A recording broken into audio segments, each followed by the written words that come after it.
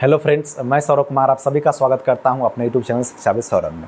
Friends, हम इस video में बात करेंगे सेंट्रल यूनिवर्सिटी ऑफ झारखंड के CUT PG 2026 एडमिशन्स नोटिफिकेशंस पे। तो जी हाँ, सेंट्रल यूनिवर्सिटी ऑफ झारखंड का जो CUT PG 2026 का नोटिफिकेशन था वो आउट हो चुका है। मैं वीडियो में आगे बात करने से पहले आपसे रिक्वेस्ट करना चाहूँगा कि आप हमारे यूट्यूब चैनल पर पहली बार विजिट कर रहे हैं तो प्लीज़ आपसे हम्बल रिक्वेस्ट करता हूँ सब्सक्राइब कर दें, क्योंकि आगे जो भी नोटिफिकेशंस आएंगे लाइक मेरिट लिस्ट कब रिलीज होगा, कब काउंसलिंग के लिए आपको बुलाया जाएगा, कब आपके एडमिशन डॉक्यूमेंट वेरिफिकेशन होंगे, कब आपके क्लासेस होंगे, सब कुछ मैं आपको इसी चैनल पे बताऊंगा। उसके लिए आप सब्सक्राइब कर दें। चलिए वीडियो का स्टार्ट करते हैं।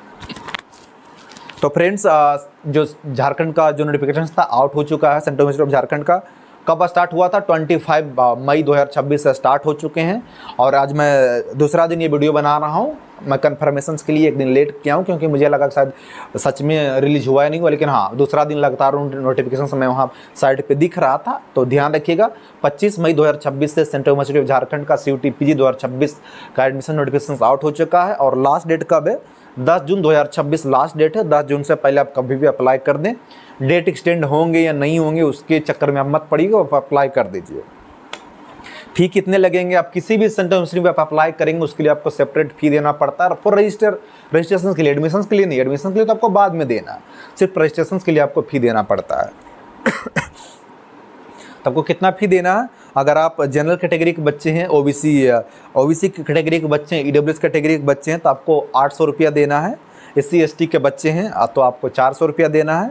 PWD या फीमेल कैटेगरी का जो फीमेल कैंडिडेट है, फीमेल कैंडिडेट में बोल रहा हूँ तो सभी कैटेगरी के बच्चे, general, OBC, EWS, SC ST सभी फीमेल का इसी में इंक्लूड हो जा रहा है जब मैं आपको फीमेल बोल रहा हूँ। तो PWD और फीमेल कैंडिडेट के लिए 200 रुपीज़ रखा गया, नहीं 200 रुपया रखा गया है।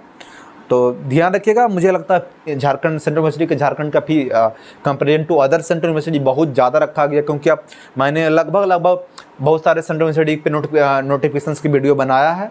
तो किसी भी सेंट्रल यूनिवर्सिटी में 500 से ज़्यादा रुपया नहीं रखा गया। 500 भी ज़्यादा है, पर 800 तो बहुत ज़्यादा रुपया हो जा रहा है। तो मेरे अकॉर्डिंग तो ज़्यादा है, पर क्या करेंगे, आप सरकार से लड़ नहीं सकते हैं, खिलाफ जा नहीं सकते हैं, तो आपको तो इतना ही पेमेंट करना पड़ेगा। मैं फिर से रिपीट कर देता हूँ।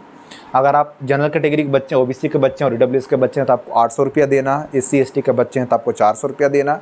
PWD कैंडिडेट के बच्चे और फीमेल कैंडिडेट हैं तो आपको 200 रुपया देना। ध्यान रखिएगा।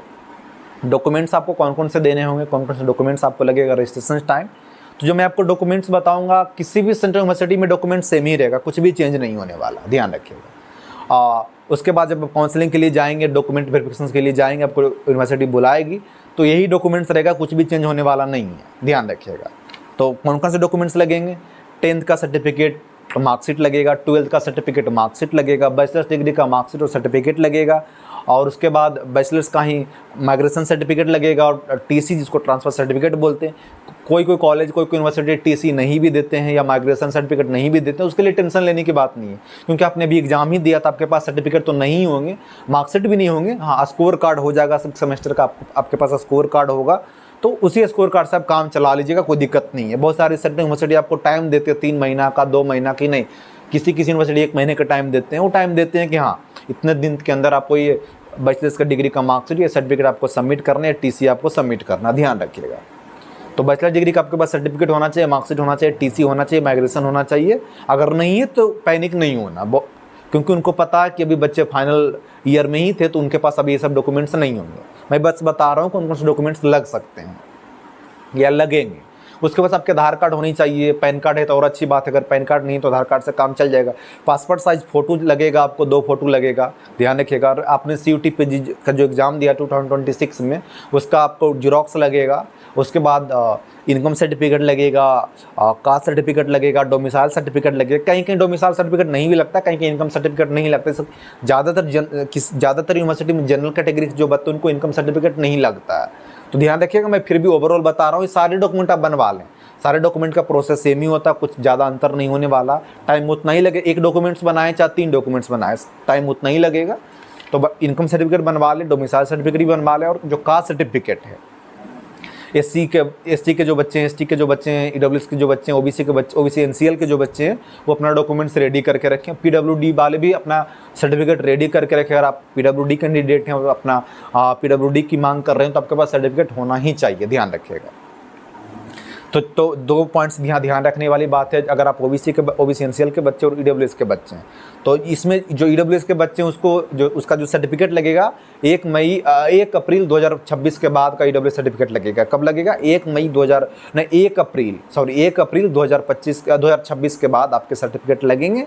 और ध्यान रखिए गवर्नमेंट ऑफ इंडिया फॉर्मेट में लगेगा, और कोशिश कीजिएगा, क्योंकि हिंदी भाषी क्षेत्र है झारखंड, तो हिंदी में भी वो वैलिड ले लेंगे, पर मैं आपको एडवाइस दूंगा कि आप इंग्लिश मीडियम में ही बनवाएं।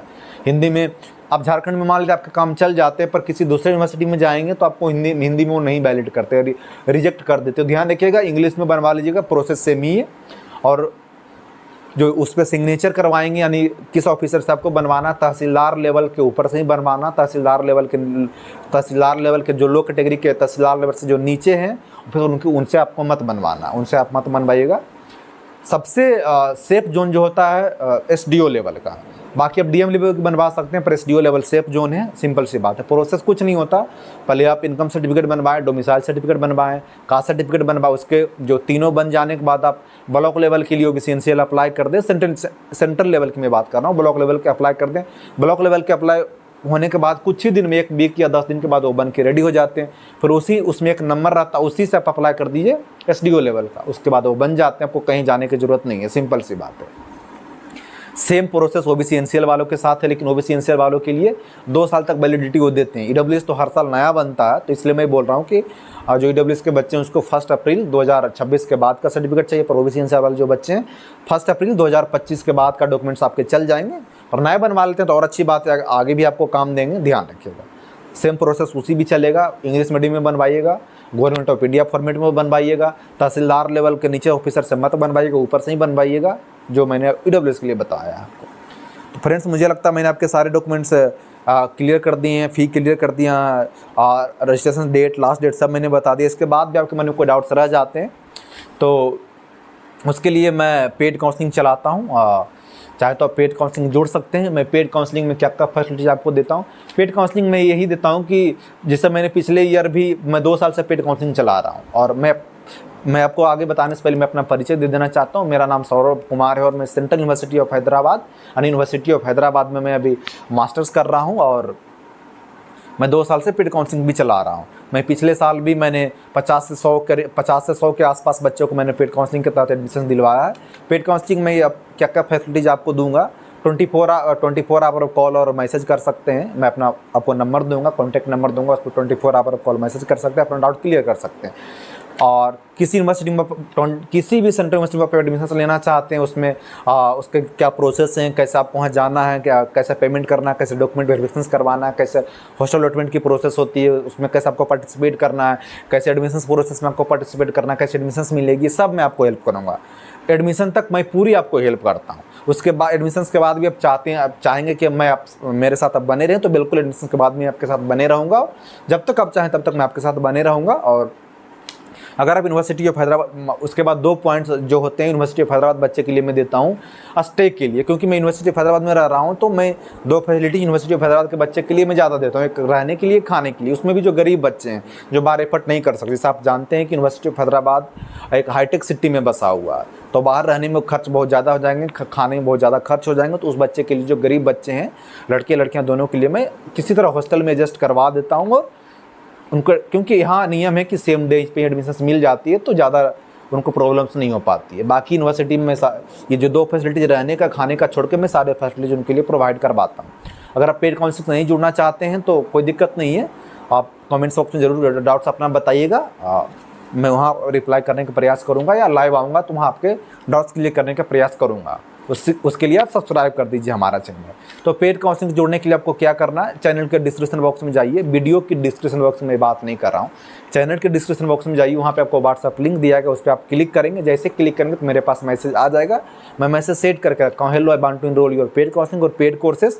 उस पर आप जैसे ही क्लिक करेंगे मेरे पास मैसेज आ जाएगा, और मेरे ओर से आपको एक मैसेज जाएगा, उसमें आपको नेम, स्टेट, कैटेगरी, लैंग्वेज और पैसा पेमेंट करना, और इस तरह से आप जुड़ जाएंगे। जो पैसा मैंने निर्धारित किया है पेड काउंसलिंग के लिए, जनरल और ईडब्ल्यूएस के लिए 250 रुपीज़ रखा गया, ओबीसी, SC, ST, PWD के लिए मैं 200 रुपीज़ रखा हूँ। चाहे तो आप जुड़ सकते हैं, अन्यथा नहीं जुड़ेंगे तो और भी वहाँ और भी चैनल के डिस्क्रिप्शन बॉक्स में लिंक दिया गया, मेरे इंस्टाग्राम से जुड़ सकते हैं, फेसबुक से जुड़ सकते हैं, टेलीग्राम ग्रुप से जुड़ सकते हैं। आपको वहाँ आप नोटिफिकेशन वहाँ भी आपको मिलता रहेंगे। तो फ्रेंड्स, मैं मिलता हूँ फिर किसी नए वीडियो में नए नोटिफिकेशन का। तब तक के लिए धन्यवाद।